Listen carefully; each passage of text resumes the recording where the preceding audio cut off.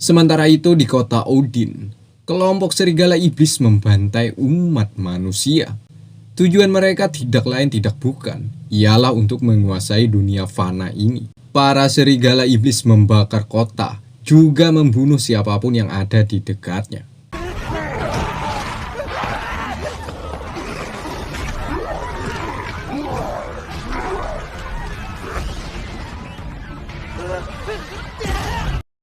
Cheng Yu dengan indera penglihatannya, ia mampu melepaskan cahaya matanya, sehingga terciptalah mahakarya yang luar biasa, yakni yang bernama Sejauh Mata Memandang.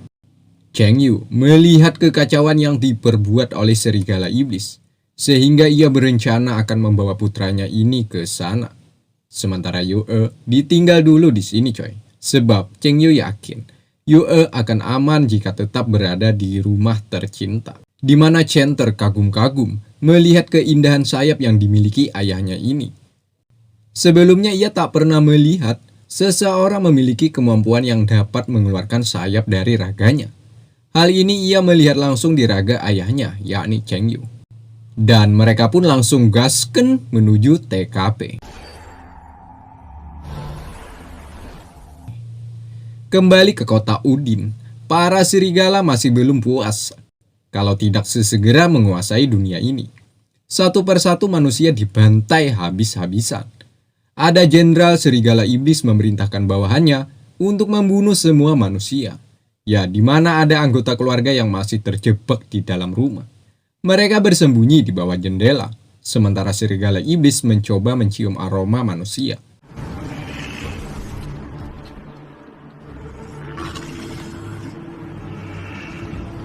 Di sini mereka merasa aman, sehingga langsung keluar dari persembunyiannya. Tiba-tiba,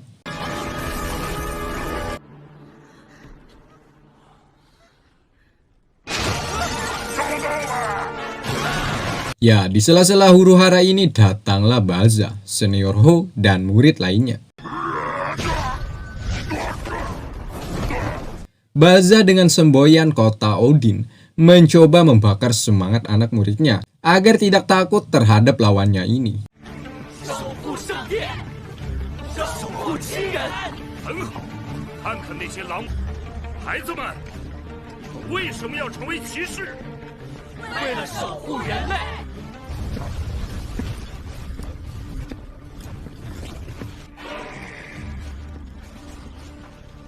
Dan mari kita sebut sama-sama, sehingga terjadilah.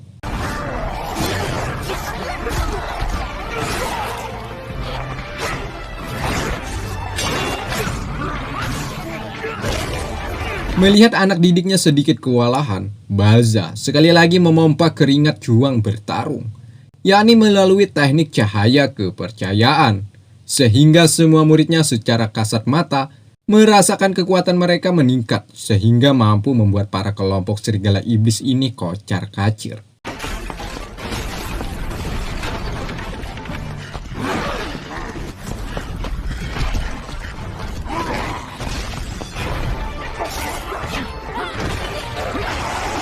Senior Ho yang terlalu bersemangat, ia lupa akan pertahanan. Dirinya mendahulukan nafsu daripada akal, sehingga ia dapat diserang oleh Jenderal Iblis.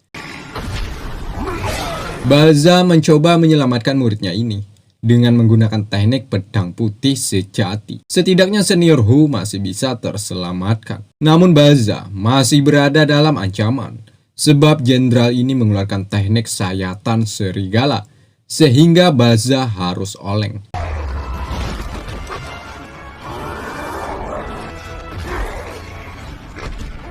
Ketika jenderal ingin menghabisi nyawa Balza, di waktu yang pas, datanglah putra cahaya. Siapa lagi kalau bukan Chen, menggunakan tebasan menyilang. Ya, melihat kedatangan Chen secara tiba-tiba, mereka menanyakan kenapa ada di sini. Sambil bertarung, Chen pun menjawab, bukan dirinya saja, bahkan guru Cheng Yu juga ikut dengannya. Namun sampai di sini Cheng Yu belum mengeluarkan batang hidungnya, coy.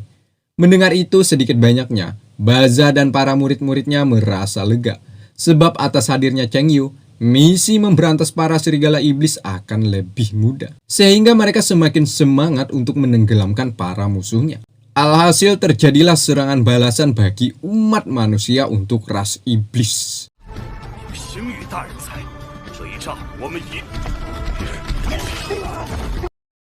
Tapi sial, para serigala iblis belumlah mengeluarkan jurus jitunya, di mana jenderal menganggap umat manusia sangatlah lucu.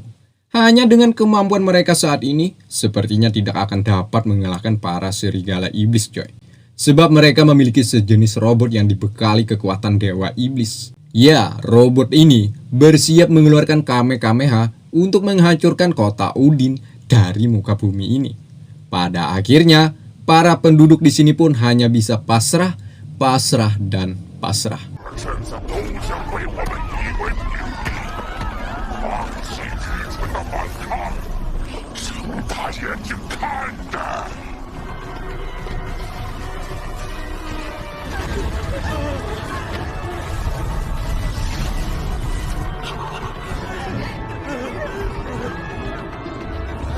Nah, di sela-sela itulah baru kita akan melihat aksi Tuan Muda Paduka Lord Maharaja Gusti Arinjuni Chengyu.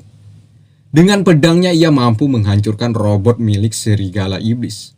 Sampai sini setidaknya umat manusia masih bisa terselamatkan berkat aksi heroik yang dilancarkan oleh Chengyu.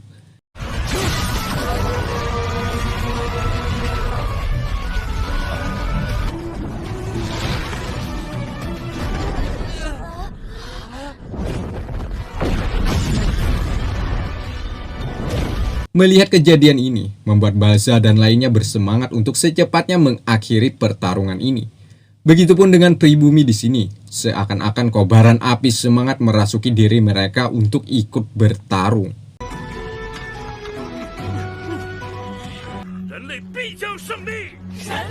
Tapi sial, di tengah semangatnya itu, Balza tertusuk oleh tajamnya kuku sang lawan.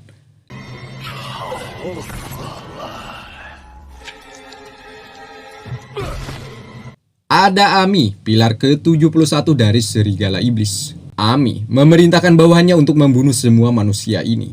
Sementara Chengyu biar dia yang hadapinya.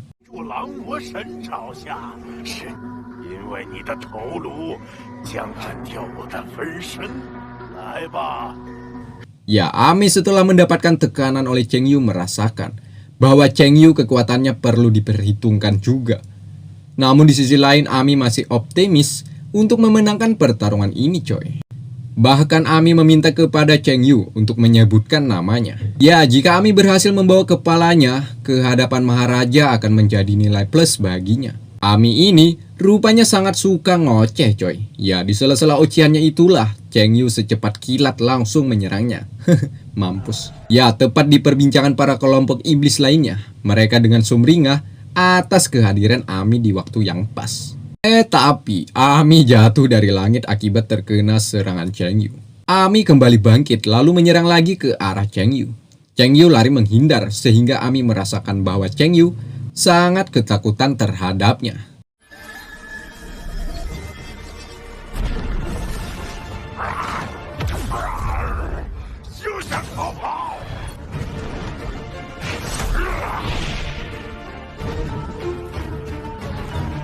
Namanya juga Ami, coy. Sukanya cuma ngoceh. Chengyu kemudian membuat pilar agar mereka berdua tidak bisa keluar dan bertarung sampai mati. Di mana Ami di sini terkena beberapa kali hantaman dari Chengyu.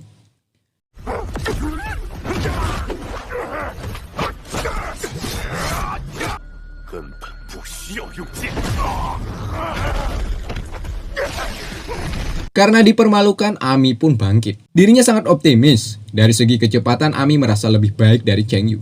Ami kemudian langsung mengaktifkan teknik dominan rawa iblis. Ya, serangan tersebut keluar dari berbagai arah. Konon katanya, jika terkena serangan dominan tersebut, maka tubuh akan tercabik-cabik. Di sela-sela itu juga diiringi oleh serangan Ami. Namun Chengyu masih dapat menghindar. Karena terlalu lincah, Ami kemudian menambah amunisi dominan rawa iblisnya. Chengyu pun akhirnya membalas dengan teknik penghakim suci, lalu menyerangnya dengan pukulan yang sama seperti sebelumnya.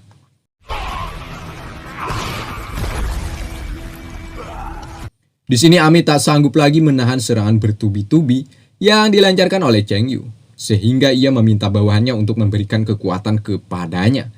Alhasil, bawahannya mati demi sang Ame. Seketika tubuh Ami menjadi kuat dari sebelumnya. Dan mari kita katakan sekali lagi, sehingga terjadilah.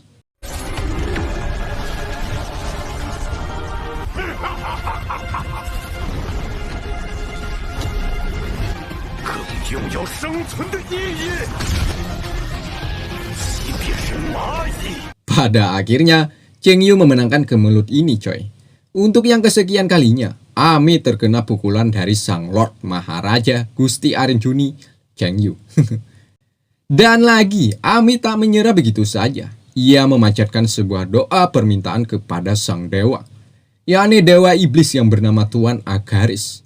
Ami meminta sebuah kekuatan maha dahsyat untuk diletakkan di relung hatinya, agar dapat mengalahkan Lord Cheng Yu. Dengan sekejap, permintaan Ami langsung dikabulkan oleh dewa iblis Tuan Agaris. Ya, tapi sebelum mendapatkan sebuah kekuatan, Ami terlebih dahulu menjadi layaknya seekor serigala. Ami seperti terlahir kembali, mendapatkan mahkota penghargaan dari sang Tuan Agaris. Artinya Ami sudah mendapat berkat dari sang penguasa. Tepat setelahnya, Ami dan para serigala lainnya bangkit dan hidup lagi dari kematian.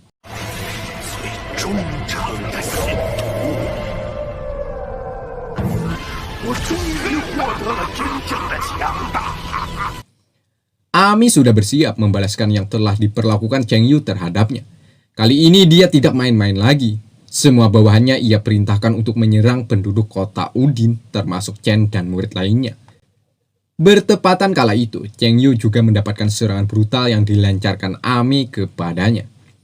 Ami sembari berkata bahwa ia akan memberi Cheng Yu nafas untuk melihat kematian semua penduduk kota Udin. Benar sekali, para serigala mengamuk dan membantai semua yang ada di sini.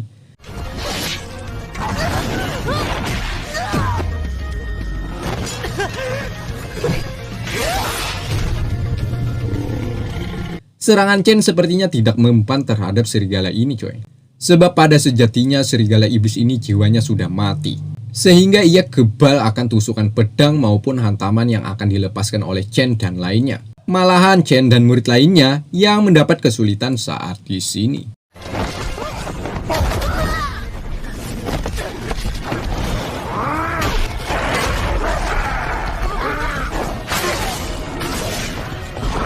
Sementara Cheng Yu dirinya sudah tak kuat lagi melihat perilaku kejam yang dilakukan oleh kelompok iblis. Cheng Yu dengan segudang amarah, ia pun harus membunuh Ami secepat mungkin.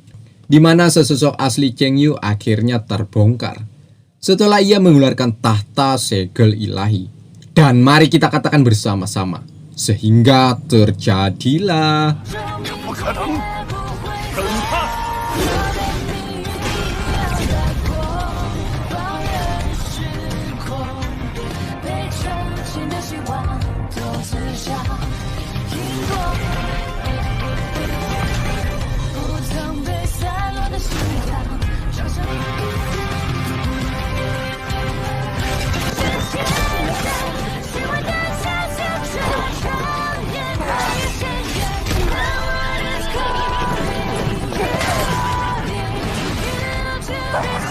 Setelah melihat kejadian ini, akhirnya Ami pun terkejut.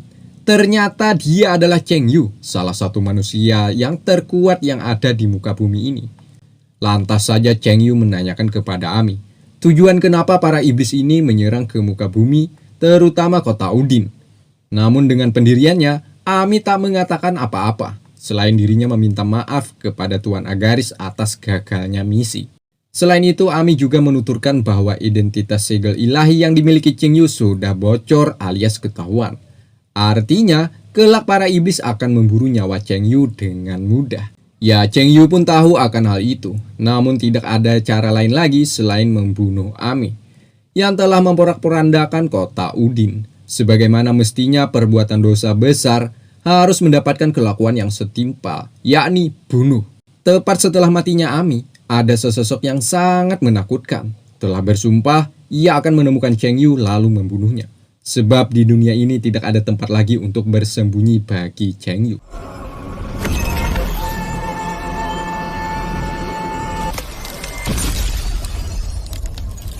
Singkat cerita, dengan kehebatan Cheng Yu, ia dapat menyembuhkan luka yang telah dialami oleh penduduk kota Udin, termasuk murid-murid dari akademi. Namun sayangnya, yang mati tetaplah mati. Seperti yang kita lihat, bahwa Balza telah gugur saat di medan pertempuran. Setelah kembali ke rumah, Chen berlatih lebih keras lagi, sebab ia menyesal dengan dirinya sendiri, karena ketidakmampuannya Balza mati. Ya, seandainya ia kuat, pasti tidak akan berakhir seperti ini ya kan. Sementara Yue sudah mengetahui bahwa Annan akan mencari suaminya ini. Annan adalah nama iblis yang sangat menakutkan. Hal itu dikarenakan Cheng Yu telah mengeluarkan tahta segel ilahinya saat berhadapan dengan Ami tadi. Alasan tadi sungguh masuk akal coy, sebab kaum iblis tak akan membiarkan satu orang pun yang memiliki kekuatan hebat seperti Cheng Yu.